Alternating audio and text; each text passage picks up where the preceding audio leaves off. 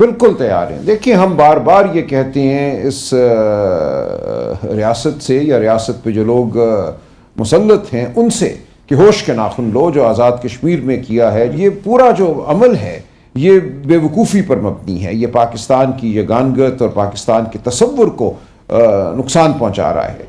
तो आज जो हमारे मशरान अकाबरीन आज़ाद कश्मीर जाना चाहते थे, वो ज़ख्मों पर मरहम रखने के लिए जाना चाहते थे, वो दूरियों को कम करने के लिए जाना चाहते थे, उनको जिस तरह से रोका गया। और मुझे अभी खबर आई है कि हमारी प्रेस कॉन्फ्रेंस जो हुई शाहिद खाकान अब्बासी साहब के घर, उसके बाद अल्लामा नासिर को अपने घर नहीं पहुंचने दिया गया, उनको गाड़ी से उतार लिया गया और 3 मील उनको पैदल चलना पड़ा।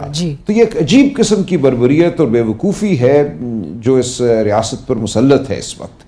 तो अगर ऐसा ही रहता है, पूरे मुल्क को आप एक जेल खाना बना देते हैं, अदालतें जो हैं हमारे लिए अमलन बंद हो जाती हैं, तो फिर हमारे पास कोई रास्ता नहीं रहेगा सिवाय इसके कि वही रास्ता अपनाएं जो आज़ाद कश्मीर के अवाम ने अपनाया है और जो पूरी दुनिया में अवाम अपनाती है। जब तमाम कानूनी आइनी रास्ते बंद कर दिए जाएं, इलेक्शन को लूटा जाए, अदालतों पर ताले हों। 26वीं 27वीं तरमीम ने यही किया।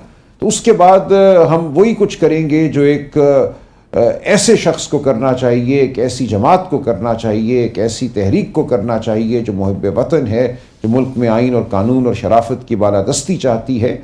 तो हम यकीनन हर वो अमल करेंगे जिसका हमें हक हासिल है। आइन के तहत हमें बोलने का हक हासिल है, हमें चलने का हक हासिल है। इन हुकूक को आप एक दफ़ा 144 लगाकर सल्ब नहीं कर सकते।